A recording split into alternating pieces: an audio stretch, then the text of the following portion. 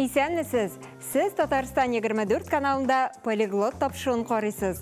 Сізнің білән мен Гүлүсә Сыңғатуллина. Бүгінгі тапшыруыбызда қойын сөзіне тоқталарбыз.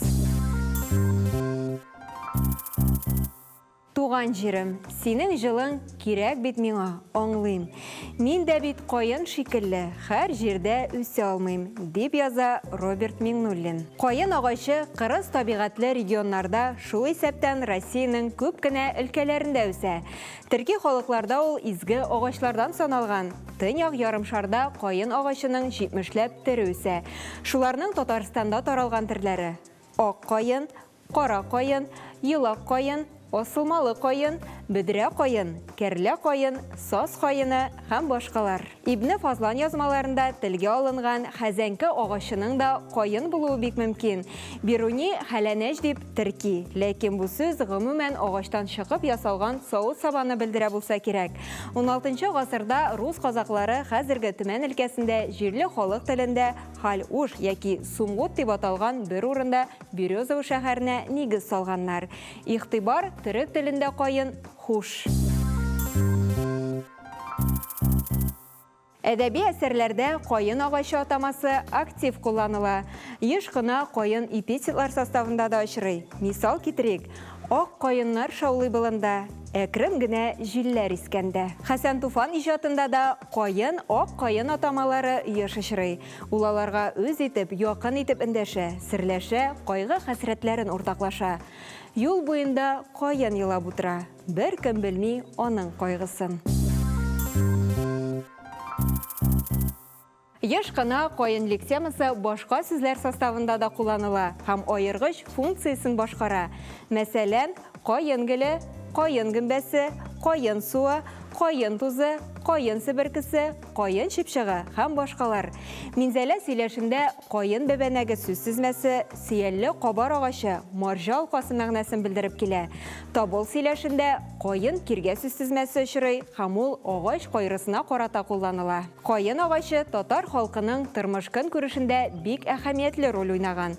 Беренчедән, аны яулык буларак файдаланганнар. Кайын утыны яхшы яна, аның җылысы куәтле чыга.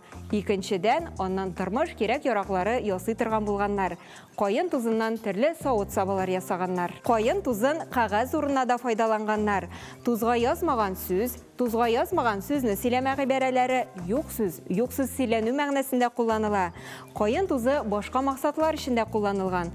Марсель Галиев булай дип язган: әти кара күннән арты басылмасын өчен эченә кайын тузы куеп, аяк киеме тегеп бирде. Кайын суын татарлар элек-электән бик яратып эчкәннәр. Бу турыда үзенең Идел буена булган сәяхәтнамәсендә Ибне Фазлан язып калдырган. Татар халык җырларында да кайын суы чагылыш таба. Кайын агачлары ай, тал булмас, кайын гына суы бал булмас. Кайын агачы татар халкының йола иҗатында аерым урын алып тора. Төрле ышанулар, юраулар, сынамышлар кайын агачына бәйле. Мәсәлән, бишекне бишек сиртмәсен кайын агачыннан ясарга ярамаган.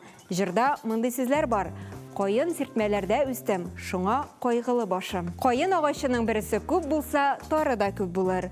Кайын суы татлы булса, уңыш уңар кебек сынамышларны мисал итеп китерергә мөмкин. Кайын сүзе мәкальләрдә дә актив кулланыла. Мәсәлән, кайыны бар кайгырмас, яисә карагайдан шәер, кайыннан чыра. Фразеологик берәмлекләрдә кайын сүзе еш кына очрый. Кәкре кайынга терәтү, кешене алдап, малын алып көлкегә калдыру. Төрки халыкларда кайын агачы гүзәллек һәм сафлык символы буларак та билгеле. Мәсәлән, Роберт Миңнуллинның кайыннарны сеңел сана шигырендә шундый юллар бар: яктырып китә күңелләр кайыннарга баш исәң, кайыннарны сана сеңел, ак килеш калыйм дисәң. Шушының белән тапшыруыбыз ахырына якынлашты.